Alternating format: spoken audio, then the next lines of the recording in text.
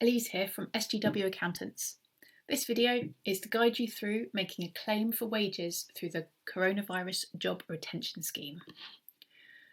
So after navigating to the correct URL, which I will put with the video, we'll scroll down to what you'll need. So we'll just have a look there quickly. To make a claim, you will need to be registered for PAYE online, your UK bank account number and sort code, your employer PAYE scheme reference number, the number of employees being furloughed, each employee's national insurance number, each employee's payroll or employee number. That part is optional. You won't need to submit that information if you don't have it. The start date and end date of the claim, the full amount you're claiming for, including employer national insurance contributions and employer minimum pension contributions, your phone number, your contact name, and you'll also need to provide either your name, your corporation tax UTR, your self-assessment UTR, or your company registration number. So if we scroll down further, we can click on the Claim Now button.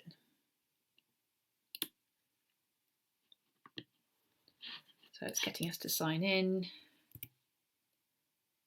That's the one I want.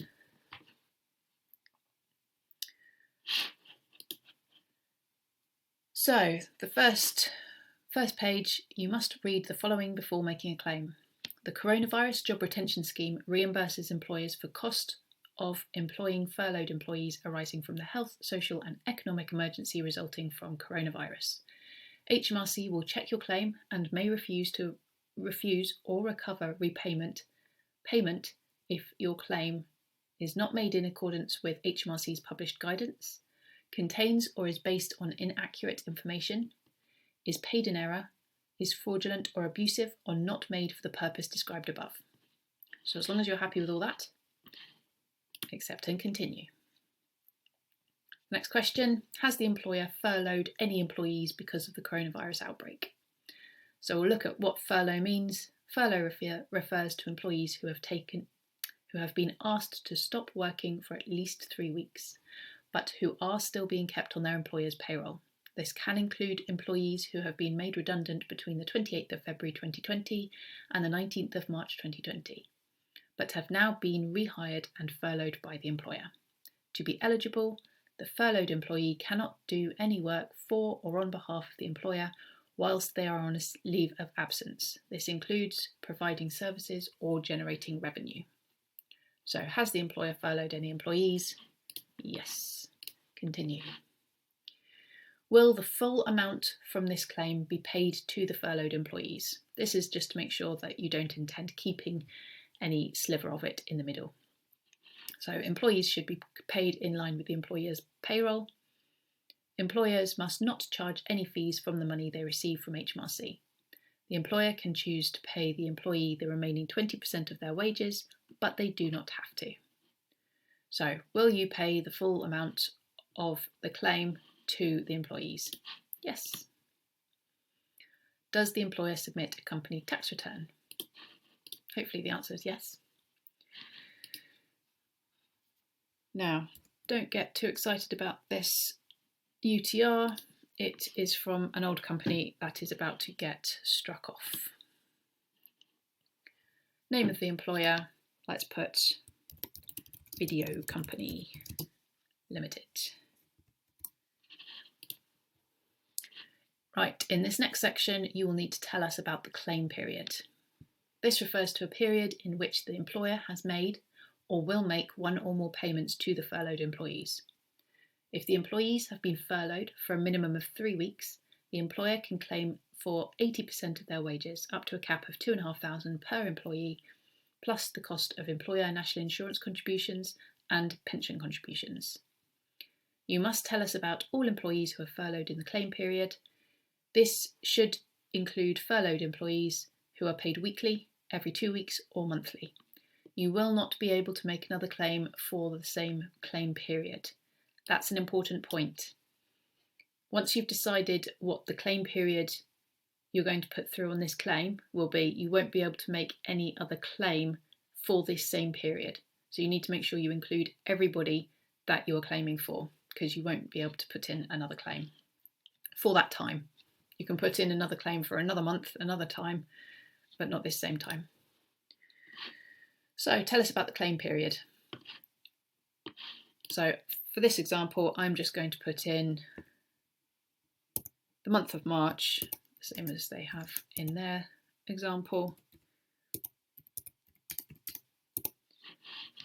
and continue. So confirm the claim period. It's just asking me to confirm the information that I've just put in there. So 1st of March 2020 to the 31st of March 2020. Continue. How many employees have been furloughed in the period you're claiming for? Let's just say 1. Confirm the number of furloughed employees. 1. Enter the total claim amounts. So here's where you will have calculated them earlier. Could do a Blue Peter. Here's some numbers I prepared earlier. And continue. And again, it asks you to check your total claim amounts. So check and continue.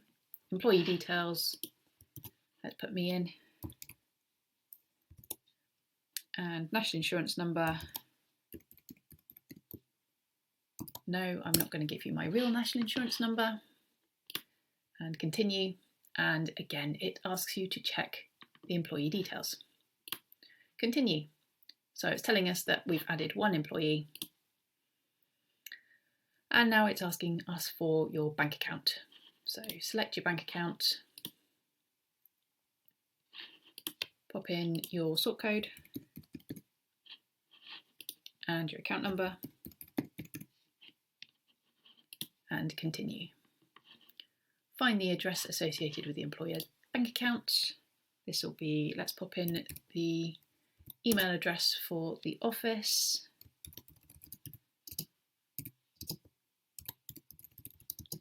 Oh, it's already come up. I wasn't watching the screen. Find address, and it's found our office address. Confirm. And let's pop me in. 02392, that's that one. And then it asks you to review all your answers. So about the employer, details of the actual claim, total claim there, bank details, and the contact details. And then finally, we have declaration. By submitting your claim, you are confirming the following.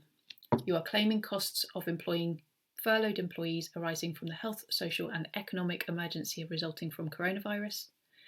Your claim is in accordance with HMRC's published guidance. The information you have provided is correct to the best of your knowledge. All employees have been paid their wages before the claim was submitted or will be in the next payroll. If any of this information changes, you will contact HMRC to amend the claim. And then all you need to do is confirm and submit. So I hope you found that useful. If you have got any questions at all, please don't hesitate to give either Craig or myself a call or send us an email. We'll be more than happy to help you in any way we can. Thanks for listening.